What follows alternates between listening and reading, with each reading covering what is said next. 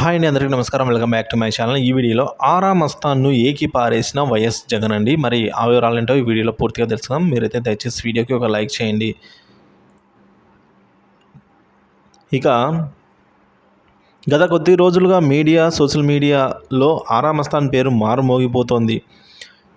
దీనికి కారణం ఆరా మస్తాన్ సంస్థ చేపట్టిన ఎగ్జిట్ పోల్స్లో వైసీపీలో అధికారం చేపడుతుంది అని అధికారం చేపట్టడం ఖాయమని చెప్పడమే దీనికి కారణమని. ఏపీలో టీడీపీ, జనసేన, బీజేపీ కూటమి అధికారంలోకి వస్తుందని చాలా ఎగ్జిట్ పోల్స్ అంచనా వేశాయి. కానీ ఎగ్జిట్ పోల్స్ మాత్రం ఆరా మస్తాన్ మాత్రం వైసీపీ అధికారంలోకి వస్తుందని, 94 నుంచి 14 అసెంబ్లీ స్థానాలు వస్తాయని, 13 నుంచి 14 లోక్సభ స్థానాలు వైసీపీ ఖాయంగా పడతాయని ఆరా మస్తాన్ ప్రకటించింది. విపక్ష కూటమికి 71 నుంచి 81 స్థానాలు, 10 నుంచి 12 లోక్సభ స్థానాలు వస్తాయంటూ అంచనాలు వేశారు. 2% ఇద్దరి మధ్య తేడా ఉంటుందని అయితే ప్రకటించిందండి. ఈ ప్రకటన వెనుక ఈరోజు కౌంటింగ్ అనగా ఆ రోజు కూడా ఆరా మస్తాన్ అదే చెప్పింది.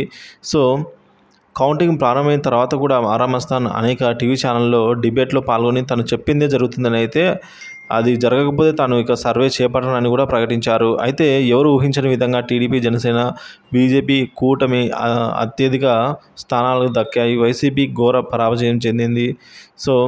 ఆరా మస్తాన్ వైసీపీ గెలుస్తుందని లెక్కలతో సహా చూపించడంతో వైసీపీ అభిమానులు కౌంటింగ్ ముందే గెలుపు సంబరాలు చేసుకున్నారు. చాలామంది పెద్ద ఎత్తున బెట్టింగ్లకు దిగారు. వైసీపీ గెలుస్తుందని భారీ స్థాయిలో బెట్టింగ్లు కాశారు. కానీ పరిస్థితి అంతా ఇప్పుడు తారుమారై కూర్చుంది. ఇక వైసీపీ సైతం విశాఖలో ప్రమాణ స్వీకారానికి ముందే ఏర్పాట్లు చేసుకుని జూన్ 9న ప్రమాణ స్వీకారం ఉండబోతుందని ముందుగానే హోటల్స్ రూమ్స్ కూడా బుక్ చేసి ఉంచారు. అయితే ఈ ఎన్నికల ఫలితాల్లో ఆరా మస్తాన్ ఎగ్జిట్ పోల్స్ అంచనాలు తప్పాయి. గత 4 పర్యాయాలుగా ఎన్నికల్లో ఆరా మస్తాన్ ఎగ్జిట్ పోల్స్ను విడుదల చేస్తూనే వస్తోంది.